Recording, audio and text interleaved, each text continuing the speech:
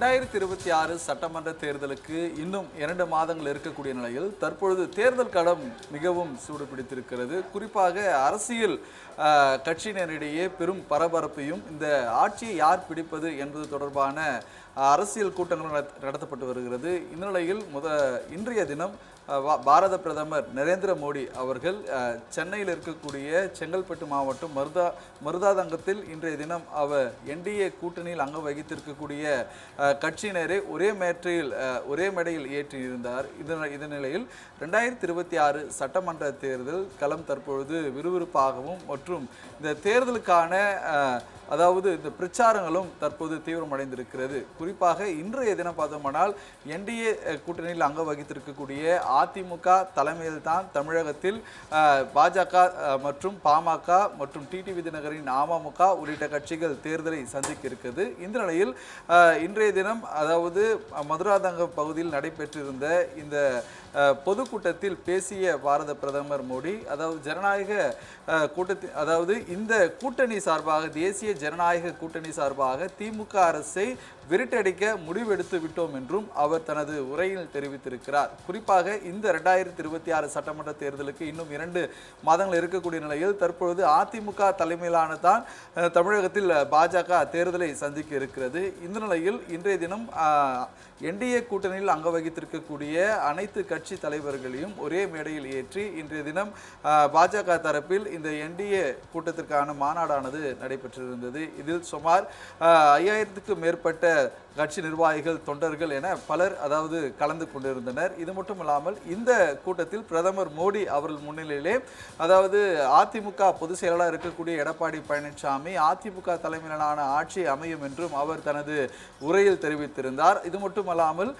அமமுக பொதுச் செயலாளராக இருக்கக்கூடிய டிடிவி தினகரன் அவரும் அதிமுக தலைமையில் அதாவது திமுக அரசை விரட்டி அடிக்க இந்த 2026 சட்டமன்ற தேர்தலில் ஆட்சி அமைக்க பாடுபடுவோம் என்றும் அவர் தனது உரையில் தெரிவித்திருந்தார். அதாவது அரசியல் கட்சிக்குள்ளாக பல்வேறு முரண்பாடுகள் இருந்தாலும் கூட அமமுக மற்றும் அதிமுக ஒன்றிணையுமா என்ற பல்வேறு கேள்விகளானது எழுந்திருந்தது. இதனிலையில் என்டிஏ கூட்டணியில் அங்க வகித்திருக்கக்கூடிய அதாவது அதிமுக மற்றும் அமமுக கட்சியினர் இருவருக்கும் அதாவது புரட்சி தலைவரின் எம்ஜிஆர் அவர்கள் வழியில் வந்தவர்கள் மற்றும் அதே போல புரட்சி தலைவி அம்மா அவர்களின் வழியில் வந்தவர்கள் எங்களுக்குள் 1000 பிரிவினை இருந்தாலும் கூட தீய சக்தியான திமுகவை அகற்ற நாங்கள் ஒன்றிணைவோம். 2021ஆம் ஆண்டு செய்த தவறை நாங்கள் மீண்டும் செய்ய மாட்டோம் எனவும் அக்கட்சி பொதுச் செயலாளர் இருக்கக்கூடிய டிடிவி தினகரன் எடப்பாடி பழனிசாமி அவர்களை முதல்வராக ஆக்குவது குறித்து மேடையில் பேசியிருந்தார். இது மட்டுமல்லாமல் பாமக தலைவர் அன்புமணி ராமதாசும் அதாவது திமுக ஆட்சி கடந்த 2021 5 ஆண்டு காலமாக தமிழகத்திற்கு செய்த திட்டங்களை குறித்து அவர் பட்டியலிட்டிருந்தார். குறிப்பாக திமுக ஆட்சியால் எந்த திட்டமும் தமிழகத்தில் செய்யப்படவில்லை எனவும் அனைத்து துறைகளிலும் ஊழல் தான் திமுக அரசு தற்போது வரை செய்துள்ளதாகவும் அவர் திட்டமிட்டிருந்தார்.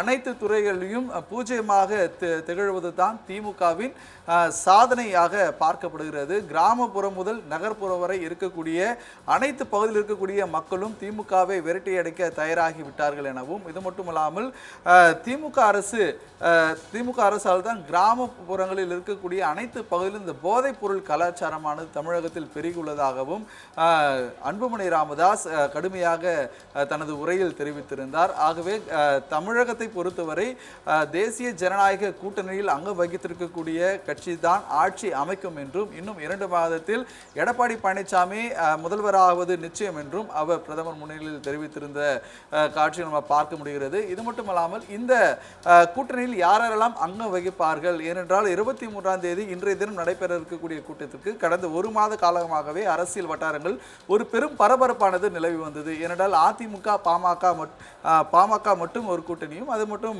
இல்லாமல் பாஜக தரப்பில் தான் மற்ற கூட்டணியினரும் அதாவது சந்தித்து பேச்சுவார்த்தையானது தமிழகத்தில் நடைபெற்றிருந்தது. இந்த கூட்டணிக்கான ஒரு முழு வடிவமானது பெறப்படாது இருந்த நிலையில் இன்றைய தினம் பாஜக தரப்பில் அதாவது ஏற்கனவே என்டிஏ கூட்டணியில் அங்கம் வகித்திருக்கக்கூடிய புதிய நீதி கட்சி மற்றும் ஐஜேகே மற்றும் தமிழ் மாநில காங்கிரஸ் மற்றும் ஜான் பாண்டியன் உள்ளிட்டோர் அனைவரும் இன்றைய தினம் ஒரே மேடையில் இந்த பாஜக கூட்டணியில் அங்க வகித்திருக்கக்கூடிய கட்சிகள் அனைத்தும் அதாவது ஒரே மேடையில் தோன்றியிருந்தனர். இந்த நிலையில் பிரதமர் பல்வேறு கருத்துக்களை தனது உரையின் போது முன்வைத்திருந்தார். குறிப்பாக தமிழகத்திற்கு 3000 கோடி மட்டுமே காங்கிரஸ் ஆட்சியில் ஒதுக்கப்பட்டதாக அவர் தனது உரையில் தெரிவித்திருந்தார். இது மட்டுமல்லாமல் 80% வளர்ச்சிக்கு பாரதிய ஜனதா கட்சி தான் காரணம் என்றும் அவர் தெரிவித்திருந்தார். ஏனென்றால் 11,000 கோடி ரூபாய் அளவுக்கு நிதிகள் தமிழகத்திற்கு ஒதுக்கப்பட்டுள்ளதாகவும் பிரதமர் தனது உரையின் போது தெரிவித்திருந்தார். திமுகவும் காங்கிரசும் தான் தமிழகத்தில்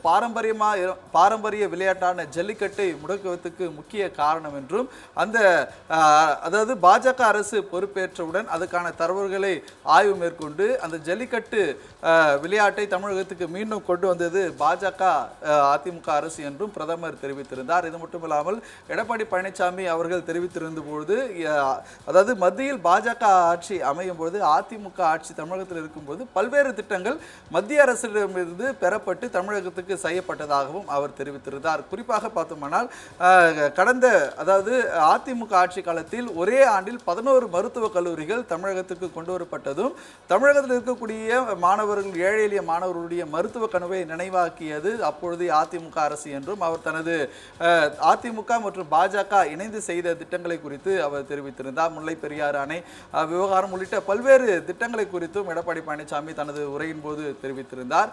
இது மட்டுமல்லாமல் இந்த அதாவது அன்புமணி ராமதாஸ் அவர் தனது உரையின் போது தெரிவித்திருந்த கருத்து பார்த்தோம்னால் திமுக அரசு அதாவது கொடுத்த 2021ஆம் ஆண்டு தேர்தல் வாக்குறுதியில் 505 வாக்குறுதிகள் வழங்கியிருந்தனர். இதில் வெறும் 60% வாக்குகள் மட்டுமே திமுகவால் நிறைவேற்றப்பட்டிருக்கிறது.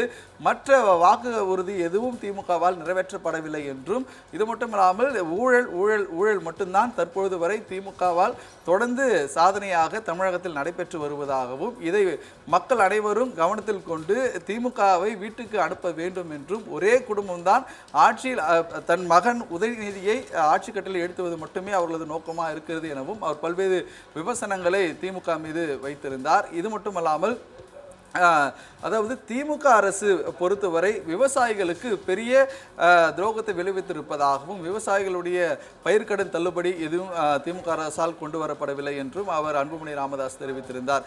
தற்பொழுது நடந்திருக்கக்கூடிய இந்த கூட்டணிகள் ஒன்றிணைந்து என்டிஏ மாநாடு தற்போது நடைபெற்றிருக்கிறது. இதைத் தொடர்ந்து இன்னும் பல்வேறு கட்சிகள் என்டிஏக்குள் இணைக்கப்பட உள்ளதாகவும் தெரிவிக்கப்பட்டு வருகிறது. இந்த நிலையில் இன்னும் எந்தெந்த கட்சிகள் தற்போது என்டிஏயில் இணைக்கப்படும் என்பதை பொறுத்திருந்து பார்க்க வேண்டியது அவசியமாக இருக்கிறது. ஏற்கனவே தற்பொழுது அதிமுகவிலிருந்து பிரிந்து துவங்கப்பட்டிருந்த அமமுக தற்பொழுது 2026 சட்டமன்ற தேர்தலில் மீண்டும் அதிமுக தலைமையிலான கூட்டணியில் அங்கம் வகித்திருக்கிறது. கடந்த 2021ஆம் ஆண்டு செய்த தவறை மீண்டும் நாங்கள் செய்யாமல் தற்பொழுது பாஜகவுடைய தொடர் அழைப்பின் காரணத்தினாலே தற்பொழுது எங்களுடைய அதாவது எங்களுக்குள் இருந்த பல்வேறு பிரிவினைகளை நாங்கள் கலைத்து தற்பொழுது மக்களின் நலனை கருத்தில் கொண்டு தற்பொழுது இந்த என்டிஏ கூட்டணியில் எடப்பாடி பழனிசாமி வெற்றி பெற தற்பொழுது இந்த கூட்டணியில் நாங்கள் அங்கம் வகித்திருப்போம் என்றும் அது மட்டுமில்லாமல் 2021ஆம் ஆண்டு செய்த தவறை நாங்கள் மீண்டும் தமிழகத்துக்கு செய்ய மாட்டோம் என்றும் தினகரனுடைய பேச்சும் இடம்பெற்றிருந்தது. இத்தகையில் முன்னாள் முதலமைச்சருடைய ஓ பன்னீர்செல்வத்துடைய நிலை என்னவென்று நாம் பொறுத்திருந்து பார்க்க வேண்டியது அவசியமாக இருக்கிறது. ஏனென்றால் இன்றைய தினம் அவர் அதாவது தேனியில் செய்தியாளர்களை சந்தித்த பொழுது கூட இன்னும் ஓரிரு தினங்களில் தனது நிலைப்பாடை தெரிவிப்பதாக அவர் தெரிவித்திருந்தார். ஆனால் என்டிஏ கூட்டணிக்கும் அவருக்கு மோடி அதாவது பிரதமர் பங்கேற்கக்கூடிய இந்த கூட்டத்திற்கும் அழைப்பானது விடுக்கப்படவில்லை. அதே போல சசிகலாவுக்கும் விடுக்கப்படவில்லை. இந்த நிலையில் அவர்களுடைய நிலை என்ன என்பதை பொறுத்திருந்து பார்க்க வேண்டியது அவசியமாக இருக்கிறது. இன்றைய தினம் இந்த கூட்டத்தில் அதாவது அன்புமணி ராமதாஸ் தரப்பினர் மற்றும் அது மட்டுமில்லாமல் தேசிய ஜனநாயக கூட்டணி 2026 சட்டமன்ற தேர்தலில் வெற்றி பெற்று ஆட்சி அமைக்கும் என்றும் தற்பொழுது பிரதமர் மோடி தற்பொழுது உறுதியேற்றிருக்கிறார். இது மட்டுமில்லாமல் பல்வேறு வளர்ச்சி பணிகளை தேசிய ஜனநாயக கூட்டணி ஆட்சிக்கு அமைந்தவுடன் தமிழகத்தில் செய்ய உள்ளதாகவும் தெரிவித்திருப்பது குறிப்பிடத்தக்கது.